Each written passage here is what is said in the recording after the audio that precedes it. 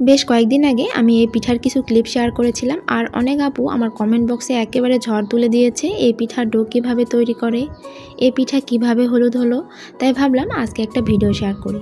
এই যে আমি একটা পাত্র নিয়ে নিলাম, ছড়ানো পাত্র নিলে বেশি ভালো হয়। তারপর সেখানে পরিমাণ মতো আমি পানি দিয়ে দিলাম, তারপর দিয়ে দিব লবণ, কালো জিরে আর এই যে হলুদটার জন্যই এই পিঠাটা কিন্তু হলুদ কালার হয়। আপনারা চাইলে ঝালের গুঁড়া ব্যবহার করতে পারেন। আমার বাচ্চা খাবে তাই আমি এখানে ঝালের গুঁড়াটা ব্যবহার করিনি। আর দিয়ে দিলাম এখানে সয়াবিন তেল। সয়াবিন তেলটা দেওয়ার কারণ হচ্ছে ডোটা একটু সফট করবে সয়াবিন তেলটা। এরপর এই যে চালের গুঁড়ি দিয়ে ভালোভাবে নেড়েচেড়ে একটা ঢাকনা দিয়ে ঢেকে দিব যেন আটাটা ভালোভাবে সিদ্ধ হয়।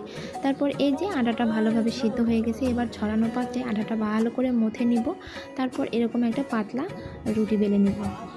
তারপর এই যে এই বোতলের মুখাটা দিয়ে আমি আমার পছন্দ মতো শেপ করে নিয়েছি। আপনারা চাইলে আপনাদের পছন্দ মতো শেপ করে নিতে পারেন, চাইলে কুকি কাটার দিয়েও এগুলো ভালোভাবে আপনাদের পছন্দ মতো শেপ করে নিতে পারেন।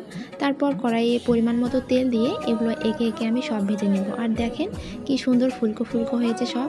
আর এগুলো খেতে এত বেশি মজা, সন্ধ্যার নাস্তায় একেবারে জমে যায়। আমাদের দিনাজপুরে কিন্তু এই পিঠাটা অনেক বেশি জনপ্রিয়। এই তো শেয়ার করলাম আমার পিঠার রেসিপি, আপনারা অবশ্যই বাসায় ট্রাই করবেন।